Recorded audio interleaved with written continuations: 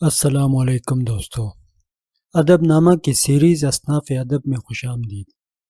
پچھلی ویڈیو میں ہم غزل، غزل کے ہیت اور غزل کی خصوصیات پر بات کر چکے ہیں۔ اگر آپ نے ویڈیو نہیں دیکھی تو آپ آئی بٹن پر کلک کر کے ویڈیو دیکھ سکتے ہیں۔ ویڈیو کا لنک آپ کو ڈسکرپشن میں بھی مل جائے گا۔ آج کی اس ویڈیو میں ہم اردو غزل کے آغاز و ارتقاء پر بات کرتے ہیں۔ اردو ادب میں غزل فارسی کے توسط سے آئی ہے۔ شیخ سعدی، حافظ شیرازی اور امیر خسرو ایسے شعراء ہیں جنہوں نے فارسی زبان میں اعلیٰ درجے کی غزلیں تحریر کی ہیں۔ اردو شاعری کا بیشتر سرمایہ غزل پر ہی مشتمل ہے۔ اردو کے تقریباً تمام شعراء نے غزلیں کہی ہیں۔ اردو شاعری کی کئی دوسری اصناف کی طرح غزل کی ابتدا بھی دکن سے ہوئی۔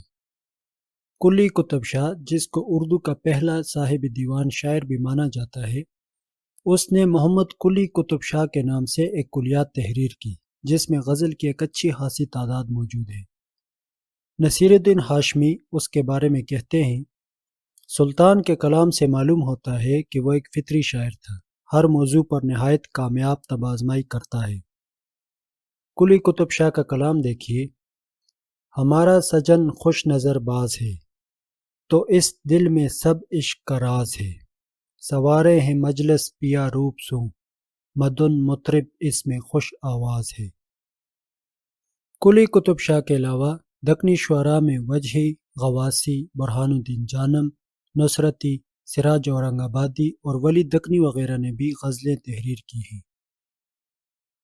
دکنی شعراء میں غزل میں جس شاعر کا مقام سب سے بلند ہے وہ ولی دکنی ہے۔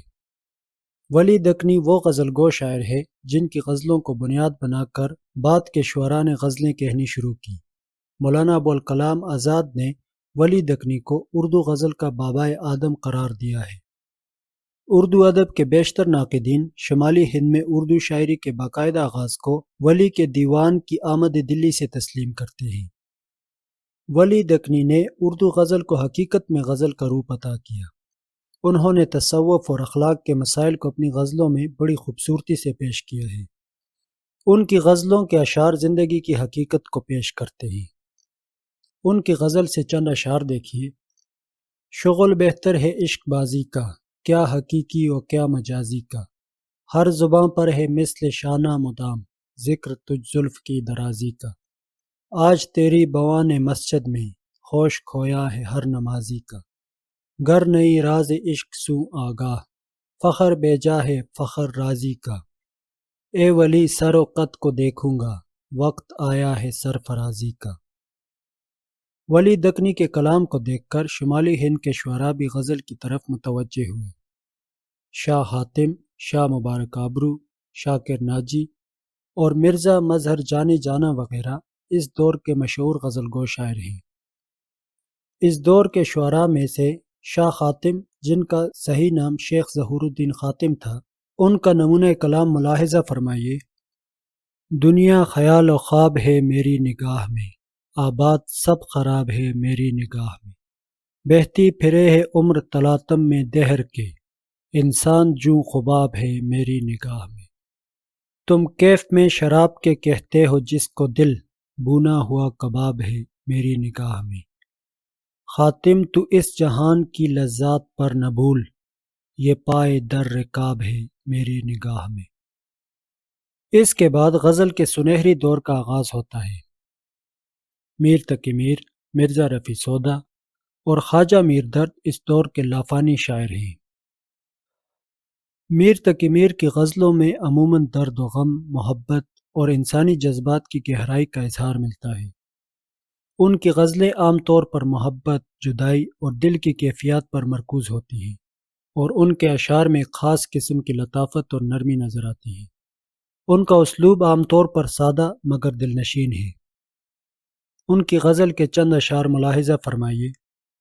کیا کہوں تم سے میں کہ کیا ہے عشق، جان کا روگ ہے بلا ہے عشق، عشق ہی عشق ہے جہاں دیکھو، سارے عالم میں بر رہا ہے عشق، عشق ہے طرز و طور عشق کے تئیں، کہیں بندہ کہیں خدا ہے عشق، عشق معشوق عشق عاشق ہے، یعنی اپنا ہی مبتلا ہے عشق، میر جی زرد ہوتے جاتے ہو، کیا کہیں تم نے بھی کیا ہے عشق۔ مرزا رفیع سودا نے اردو غزل کو داخلیت سے خارجیت کی طرف موڑنے کی کامیاب کوشش کی۔ ان کا کلام ملاحظہ فرمائیے: دل لے کے ہمارا جو کوئی طالب جاں ہے، ہم بھی یہ سمجھتے ہیں کہ جی ہے تو جہاں ہے، پیری جو تو جاوے تو جوانی سے یہ کہنا، خوش رہیو میری جان تو جدھر ہے جہاں ہے۔ خواجہ میر درد اردو غزل کے سب سے بڑے صوفی شاعر ہیں۔ ان کے کلام کا نمونہ دیکھیے: قتل عاشق کسی معشوق سے کچھ دور نہ تھا، پر تیرے عہد سے آگے تو یہ دستور نہ تھا، رات مجلس میں تیرے حسن کے شعلے کے حضور، شمع کے منہ پہ جو دیکھا تو کہیں نور نہ تھا، ذکر میرا ہی وہ کرتا تھا صریحاً لیکن میں نے جو پوچھا تو کہا خیر یہ مذکور نہ تھا۔ جب دلی اجڑ کر برباد ہو گئی تو غزل کا مرکز منتقل ہو کر لکھنؤ چلا گیا۔ اب اردو غزل میں تکلفات کا دور شروع ہوا۔ غزل سوز و گداز کی بجائے مضمون آفرینی اور بازاری عشق کا ایک مرقع بن گئی۔ لکھنؤ میں غزل کے ابتدائی دور کے شعراء میں انشاء اللہ خاں انشا اور غلام مصحفی غمدانی نے بہت عروج پایا۔ انشا اور مصحفی کے بعد لکھنؤ میں غزل کے شباب کا دور شروع ہوا۔ خواجہ حیدر علی آتش اور امام بخش ناسخ اس دور کے مشہور شاعر ہیں۔ خواجہ حیدر علی آتش کی ایک غزل دیکھیے: یہ آرزو تھی تجھے گل کے روبرو کرتے، ہم اور بلبلے بیتاب گفتگو کرتے، پیامبر نہ میسر ہوا تو خوب ہوا، زبان غیر سے کیا شرح آرزو کرتے، وہ جان جاں نہیں آتا تو موت ہی آتی، دل و جگر کو کہاں تک بلا لہو کرتے، نہ پوچھ عالم برگشتہ طالع آتش، برستی آگ جو باراں کی آرزو کرتے۔ اس دور میں ایک طرف جب لکھنؤ میں ناسخ اور آتش غزل میں خارجیت اور مضمون آفرینی کو رواج دے رہے تھے، تو دوسری جانب دلی میں غالب، مومن اور ذوق نے غزل میں نئی جان ڈال دی تھی۔ مرزا اسد اللہ خان غالب نے اردو غزل کو فکر و فلسفہ کے موضوعات سے روشناس کرایا اور اردو غزل کے دائرے کو وسعت دی۔ مومن خان مومن نے معاملات عشق میں نام پیدا کیا اور حسن و عشق کے موضوعات برتنے کے نئے نئے تجربے کیے۔ شیخ ابراہیم ذوق نے زبان و بیان پر زیادہ زور دیا۔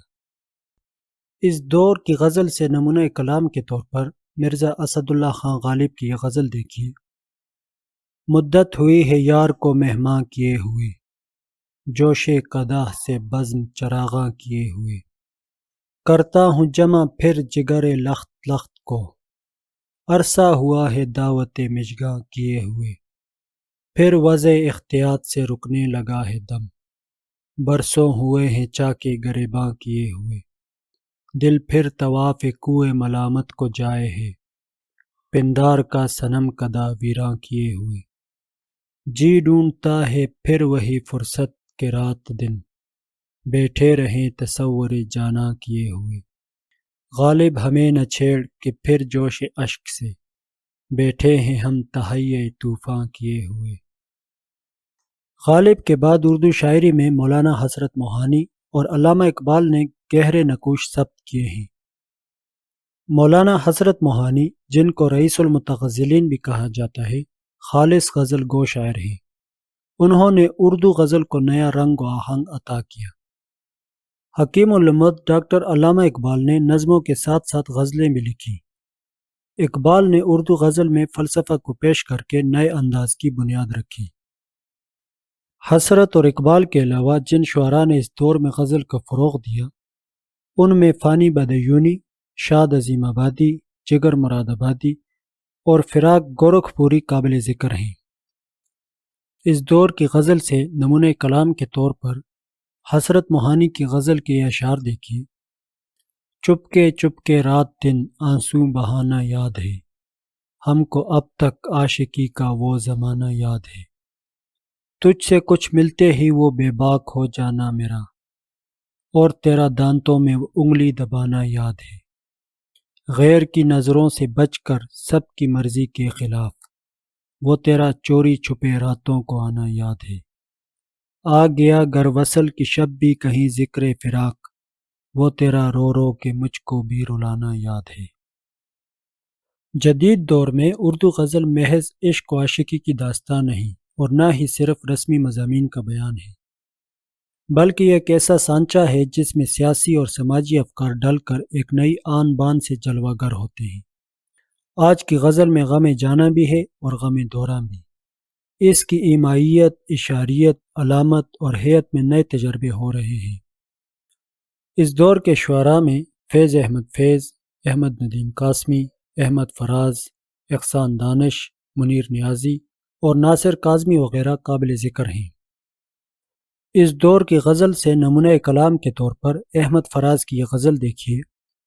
اس سے پہلے کہ بے وفا ہو جائیں، کیوں نہ اے دوست ہم جدا ہو جائیں، تو بھی ہیرے سے بن گیا پتھر، ہم بھی کل جانے کیا سے کیا ہو جائیں، تو کہ یکتا تھا بے شمار ہوا، ہم بھی ٹوٹیں تو جا بجا ہو جائیں، ہم اگر منزلیں نہ بن پائے، منزلوں تک کا راستہ ہو جائیں، عشق بھی کھیل ہے نصیبوں کا، خاک ہو جائیں کیمیا ہو جائیں، اب کہ گر تو ملے تو ہم تجھ سے، ایسے لپٹیں تیری قبا ہو جائیں، بندگی ہم نے چھوڑ دی ہے فراز، کیا کریں لوگ جب خدا ہو جائیں۔ مختصراً ہم یہ کہہ سکتے ہیں کہ غزل ایک سدا بہار پھول ہے، اس پر کبھی خزاں نہیں آ سکتی۔ یہ زمانے کے ساتھ ساتھ اپنا رنگ بدلتی رہی، اور اس کے شباب کی تازگی ہمیشہ قائم رہی ہے۔ یہ زندہ ہے اور ہمیشہ زندہ رہے گی، کیونکہ اس نے سچے جذبات اور فطری احساسات کا آب حیات پیا ہے۔